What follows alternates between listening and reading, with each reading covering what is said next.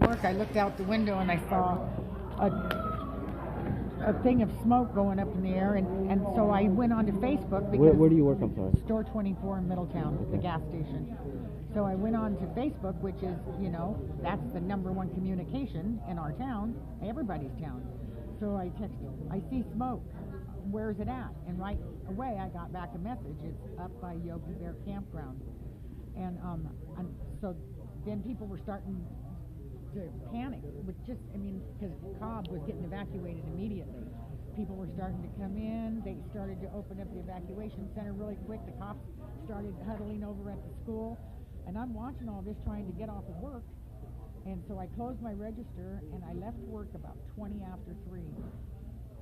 And by then, that trail, that thing of smoke had gone to 3 miles wide from 50 feet wide by the eye. I mean, it just went that fast. And by the time I got to my house, we had like a half an hour to gather everything we owned and push our vehicles out. Where was your house? My house is on Santa Barbara Avenue, right off of 175.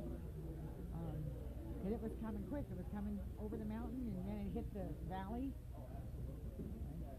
and everything was gone. Gone. It was just firestorm. The winds were blowing.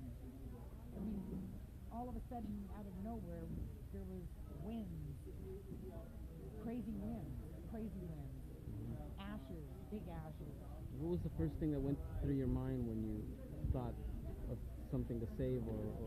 The first thing that went was the saddles.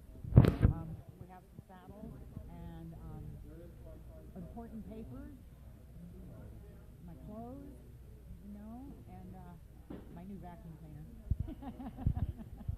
And that was about it, you know. I just got my dogs and my jet ski.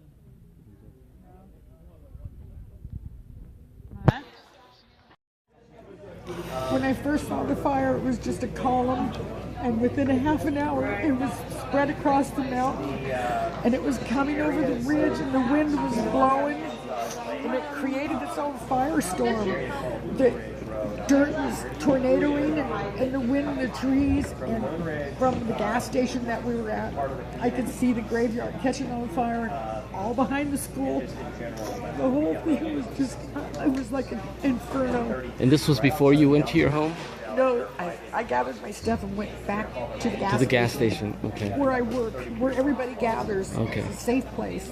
That's our town place. And you said, how much time did you have to gather your things? A half an hour. We had a half, you know, and that was pushing it. The planes were dropping red stuff on us, and we could see the fire, the smoke, right a few houses down was on fire. What house do you live on? I mean, what street do you live on? Santa Barbara. Santa Barbara. Yeah, it was there. In Middletown. We had to go. You had to go. How hard was it to do that? How to? You said you were pushing things. My antique '66 Mustang that we're restoring. We pushed it out into the field. I don't know how it is. I have a '66 dune buggy, and I pushed it out.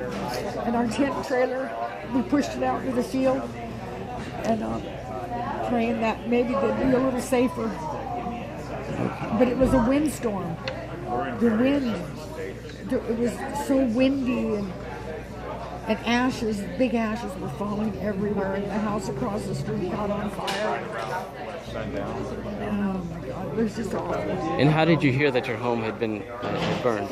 My neighbor stayed at his house, trying to wet it down and fight it, and then he said all of a sudden it caught fire, and it just went up. He couldn't get out quick enough. His house?